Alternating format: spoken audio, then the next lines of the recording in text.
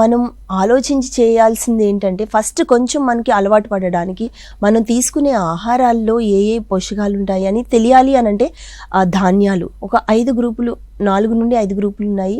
అవి ఫుడ్ పిరమిడ్గా విభజించారు world health organisation, అంటే ప్రపంచ ఆరోగ్య సంస్థ. అందులో ఏంటంటే ముఖ్యంగా ఒక పిరమిడ్ లా ఉంటుంది. ఆ పిరమిడ్ మేము జనరల్గా ఎక్స్ప్లెయిన్ చేస్తూ ఉంటాము అందరికీ, చిన్నపిల్లల నుండి అవేర్నెస్ ప్రోగ్రామ్స్ బయటికి వెళ్ళినప్పుడు విలేజెస్లో వాళ్ళందరికీ చెప్తూ ఉంటాం అన్నమాట. అది ఫుడ్ పిరమిడ్లో కింద పోర్షన్ అనేది బ్రాడ్గా ఉంటుంది కదా, అది సీరియల్స్ అంటే టీవీ సీరియల్స్ కాదు, అది ధాన్యాలు, ధాన్యాలు అందులోకి వస్తాయన్నమాట. ఆ ధాన్యాలు మన ప్లేట్లో వేసుకున్నప్పుడు ఎక్కువ ఫస్ట్ ఏం వేసుకుంటాం, అన్నం వేసుకుంటాం. అన్నం అనేది కొంచెం ఎక్కువ మోతాదులో ఉంటుంది. మనం సౌత్ ఇండియన్స్ కనుక అన్నం ఎక్కువ ఇష్టపడతాం కనుక. అదే నార్త్ ఇండియాకి వెళ్తే కనుక వాళ్ళు గోధుమలు ఇష్టపడతారు. సో అది రోటీల రూపంలో వాళ్ళు తింటుంటారు. అది ధాన్యాల కిందకి వస్తాయి. ధాన్యాలు అంటే బియ్యం వస్తాయి, ఇంకా గోధుమలు, ఈ చిరుధాన్యాలు కూడా వస్తాయి. ఇంకా కొన్ని ప్లేసెస్లో బ్రెడ్ అవన్నీ చేస్తారు. అఫ్కోర్స్ ఇవి కూడా బ్రెడ్ అనేది ఫారెన్ వెస్టర్న్ కంట్రీస్లో సీరియల్స్ ఈ ధాన్యాల కిందకే వస్తాయన్నమాట. గోధుమలతో చేయొచ్చు లేదా మైదాతో చేయొచ్చు, కానీ మోస్ట్లీ గోధుమలతో చేసిందే ప్రిఫరబుల్గా ఉంటుంది, అంటే అది తీసుకుంటే మంచిది. సో ఇవన్నీ ఎక్కువ మోతాదుల్లో తీసుకునేవి, ఎక్కువ క్యాలరీస్ ఇచ్చేవి ఈ ధాన్యాల కిందకి వస్తుంది ఒక గ్రూపు. రెండవ గ్రూప్ ఏంటంటే వెజిటేబుల్స్, కూరగాయలు, రకరకాల కూరగాయలు.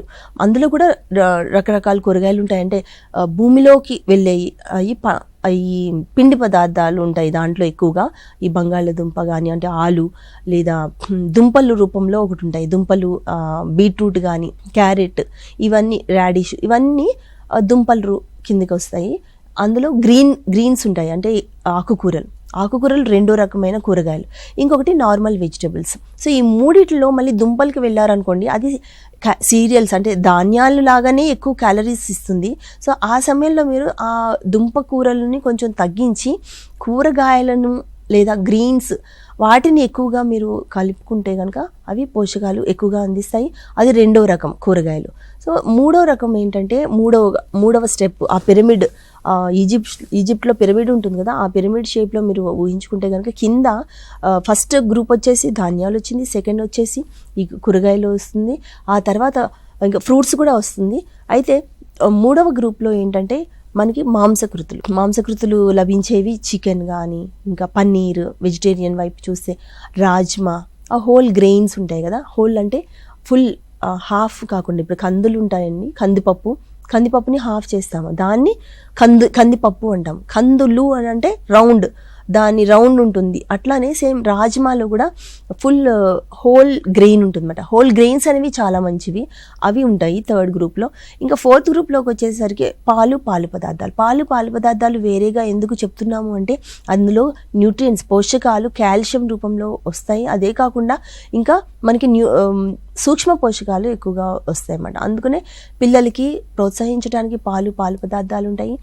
దాని తర్వాత స్వీట్స్ అని ఇంకొక గ్రూప్ ఉన్నది. ఆ స్వీట్స్ అంటే ఓన్లీ స్వీట్స్ అనే కాదు కానీ ఆయిల్స్ అండ్ నట్స్ ఉంటాయి. సో నట్స్ అండ్ ఆయిల్స్ అనేవి ఆరోగ్యకరమైన గ్రూప్. సో మేము చెప్పేటప్పుడు ఏంటంటే ఆ చివర ఏదైతే చిన్న ట్రయాంగిల్ ఉంటుందో ఆ ట్రయాంగిల్లో మిగిలినవి ఆయిల్స్, నట్స్, ఇంకా చాక్లెట్స్, పిల్లలకి ఫ్యాట్స్, కొవ్వు పదార్థాలు, మనకైనా సరే. సో ఇవన్నీ ఆ చిన్న గ్రూప్లో వస్తాయన్నమాట. అంటే పిరమిడ్ ప్రకారము క్వాంటిటీస్ మనం తీసుకుంటే మంచిది.